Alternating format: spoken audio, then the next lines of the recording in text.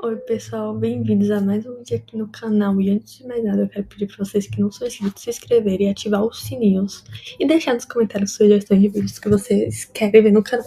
E hoje nós vamos falar sobre design patterns, que são padrões de projetos na programação, e vamos entender o que são, por que eles são tão importantes e como ajuda a melhorar a qualidade do código. Então, fique até o final desse vídeo, porque eu vou dar dicas de como aprender e aplicar o design patterns no seu dia a dia. Você já se sentiu perdido em meio a um código caótico, cheio de gambiarra e soluções que parecem repetir em todo lugar? Pois é, você não está sozinho. No desenvolvimento de software isso é muito comum. Enfrentamos o mesmo problema de design repetidas vezes. Mas pensa só, e se existisse um conjunto de soluções prontas, já testadas, que você pudesse aplicar para resolver esses desafios? É exatamente nesse ponto que entra o Design Patterns. Vamos pensar nele como receitas para resolver problemas comuns de design de software, mas presta atenção nesse conceito. Eles não são códigos prontos para você copiar e colar, eles são modelos conceituais, ou seja, são abstrações que fornecem direções claras para resolver desafios específicos. Vamos trazer isso para o mundo real e pensar em um mod de um bolo que tem um formato fixo. Mas a gente pode usar diferentes tipos de ingredientes para criar diferentes sabores. No software, isso significa que você pode adaptar o padrão à sua necessidade sem precisar reinventar toda a rota. Então, para entender melhor todo esse conceito, né, como surgiu e se popularizou, a gente tem que dar uma olhada nesse livro aqui, que foi o que popularizou de fato o conceito de design patterns. Ele foi lançado, acho que em 1994, e quatro, e foi escrito pelos autores conhecidos como Gang of Four. Esses aqui do livro. E o objetivo era trazer uma linguagem comum para problemas de design e suas soluções, né, que foi algo bastante inovador na época. E com isso tudo, a gente percebe que o termo não surgiu por um acaso. Ele foi o resultado de décadas de experiência acumulada na resolução de desafios de design de software em geral. Então, cada padrão, ele reflete uma prática que foi aplicada, foi refinada e foi validada em inúmeros projetos ao redor do mundo. Então, quando você escolhe um design pattern, você está aproveitando soluções já testadas em diferentes contextos e indústrias. Isso significa que quando você está trabalhando em algo, construindo um projeto, você aplica o design pattern, você vai ter uma incerteza menor do que você está fazendo, a maior confiança no seu resultado final. Além disso, também a gente vai ter um código mais claro e fácil de manter. Por exemplo, vamos pensar que você entra num projeto e encontra algo chamado singleton fragment no código. Se você não trabalha com programação, esses nomes podem parecer um pouco confusos à primeira vista, mas aqui está um ponto: esses nomes eles não são escolhidos aleatoriamente, eles representam padrões com intenções bem definidas nesse projeto que você está analisando. Por exemplo, o singleton ele é um padrão que garante que uma classe tem apenas uma instância em todo o projeto, em todo o sistema. Então, vamos pensar em um sistema de controle de som do computador. Você quer que exista só um controle, independente de quantos aplicativos estiverem abertos. Então, o Sigator ele vem para suprir essa necessidade. Já o Factor, quando você vê isso no seu projeto, é como uma fábrica de objetos. Em vez de criar objetos diretamente no código, você delega essa responsabilidade a uma classe fábrica, que cria e configura os objetos para você. Isso é bastante útil quando a gente quer manter uma flexibilidade na criação, sem se preocupar com os detalhes toda vez que a gente precisa criar um novo objeto. Isso aí é bastante utilizado em projetos, né? E o interessante disso tudo é que, por serem universais e bem documentados, basta você ler esses nomes e você já vai entender a intenção no código. Isso economiza tempo na hora de entender o sistema e facilita também a manutenção, porque é, depois a gente consegue seguir o mesmo raciocínio e até reaproveitar soluções. E outra coisa, outro ponto bastante importante do design patterns é a comunicação entre desenvolvedores. O design patterns ele também atua como uma linguagem especial de linguagem comum entre programadores. Por exemplo, se eu digo que eu implementei um observer em um código para um programador, sem mostrar esse código, ele já vai entender o que eu estou tentando dizer. Para quem não está familiarizado com o termo observer, vamos pensar no seguinte cenário, né? O Observe ele é um padrão que resolve o problema de notificar várias partes do sistema quando algo é alterado. Então, vamos pensar em um aplicativo bastante utilizado no nosso dia a dia, que é não sei vocês, mas para mim é um aplicativo de previsão do tempo. Ainda mais aqui em Brasília. Quando a temperatura ela é atualizada, você quer que todos os widgets dessa tela, como o gráfico, o número da temperatura e o ícone do clima, também seja atualizado automaticamente. Então, o Observe, ele organiza essa notificação para que tudo seja sincronizado sem precisar ligar diretamente os componentes uns aos outros. Então, isso realmente é bastante utilizado. E quando a gente fala isso, a pessoa já entende o que a gente está tentando falar, né? E ter essa linguagem como comum é como falar em códigos internacionais. Ele elimina ambiguidades, acelera o trabalho em equipe e facilita trazer novos integrantes para o projeto. Afinal, como todos conseguem entender e discutir o sistema com base em conceitos claros e compartilhados, né? Então, além disso tudo, nós também facilitamos o uso de frameworks e bibliotecas, por exemplo. O Design Partners ele também é uma base de muitos frameworks populares. Tá por trás de frameworks como Angular, Spring, Django, React e entre outros. E todos eles utilizam os padrões como MVC, Dance Injector, o Observe, entre outros padrões, né? E quando você entende esses padrões, passa a trabalhar de forma muito mais eficiente com essas ferramentas. Então, isso é exigido no mercado hoje em dia. Então, não tem na prática que nada melhor do que não é?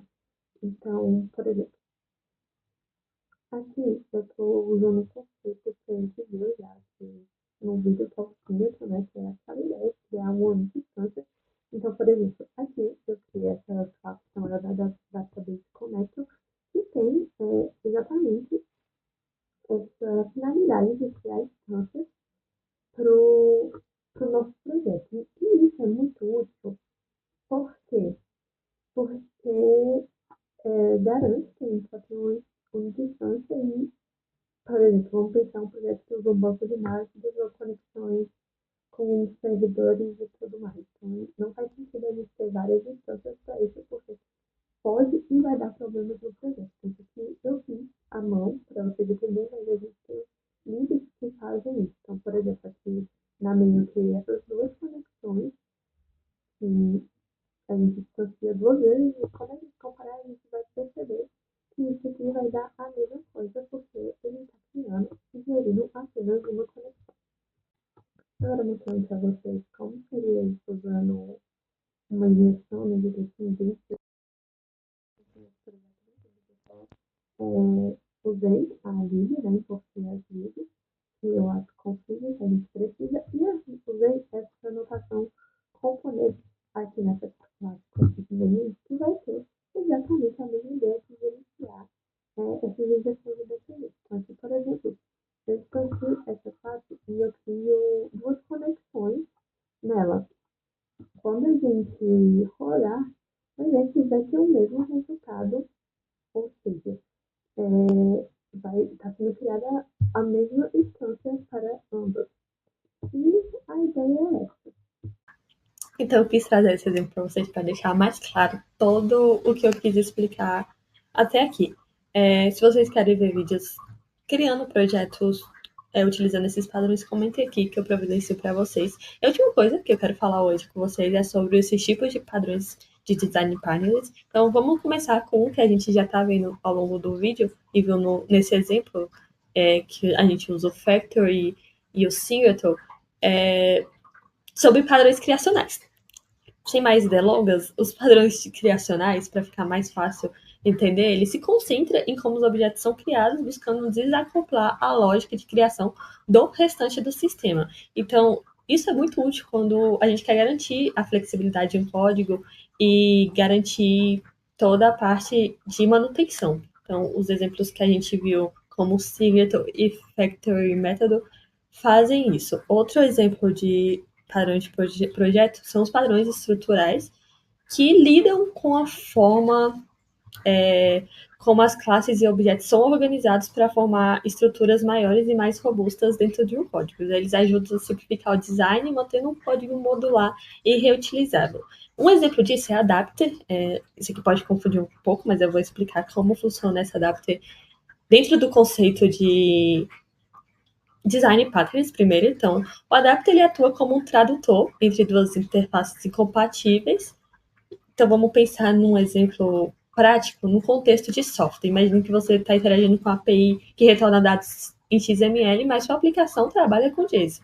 O Adapter ele converte XML em JSON para que sua aplicação funcione perfeitamente. Por que eu disse que isso aqui pode confundir um pouco? Porque quando a gente trabalha com desenvolvimento de aplicativos, que é meu caso, no desenvolvimento Android, nós temos o conceito de adapter, né? Mas o adapter ele serve como uma ponte entre os dados que você quer exibir. Por exemplo, você tem uma recycle view e quer exibir esses dados, esses itens, e ele transforma os dados do modelo em uma forma que pode apresentar nessa interface. Mas uma relação que eu percebi que ele tem por mais que não sejam os mesmos conceitos, mas tem essa relação, embora o Adapter em Android ele não seja exatamente a implementação formal do padrão de projeto estrutural Adapter, ele compartilha a ideia central que adaptar uma estrutura de dados ou interface para entender um formato esperado. Então, fica esse pensamento. Outro exemplo é o Decorator, que permite adicionar funcionalidades a objetos de maneira dinâmica sem alterar o código base. É muito útil para estender funcionalidades de forma flexível. Por exemplo, vamos pensar em um sistema de café. Você tem um café básico, mas você pode adicionar funcionalidades extras nesse café, como leite, açúcar, chantilly, e cada extra é um decorator adicionado ao café original. Outro exemplo de padrão são os padrões comportamentais. Esses padrões eles tratam de como os objetos se comunicam entre si e como as responsabilidades são delegadas dentro de sistemas. Eles ajudam a tornar o fluxo de trabalho entre objetos mais eficientes. Como exemplo, a gente pode pensar no Observer, porque o nome já diz tudo, né? Padrões comportamentais, como a gente viu mais cedo. O Observer tem exatamente essa ideia de atualizar a interface, os comportamentos dos widgets que estão lá dentro. Outro exemplo é o Strategy, que também é bastante conhecido, que define um conjunto de algoritmos que pode ser alternados de forma dinâmica. Isso é muito útil quando a gente pensa em problemas que têm múltiplas abordagens. Por exemplo, um sistema de cálculo de frete. Dependendo da escolha do cliente, se ele quer um envio expresso ou envio padrão, o sistema pode usar estratégias diferentes para calcular o custo desse envio, né? Mas a lógica principal permanece desacoplada da implementação específica de cada cálculo. Em resumo, esses três tipos de padrões, o criacional, estrutural e comportamental, cobrem praticamente toda a necessidade de design e desenvolvimento de software. Eles fornecem soluções claras para os problemas recorrentes no desenvolvimento e facilita a criação de sistemas mais flexíveis. No vídeo de hoje eu queria falar isso para vocês, espero que vocês tenham gostado. Deixem sugestões do que vocês querem ver aqui e até a próxima.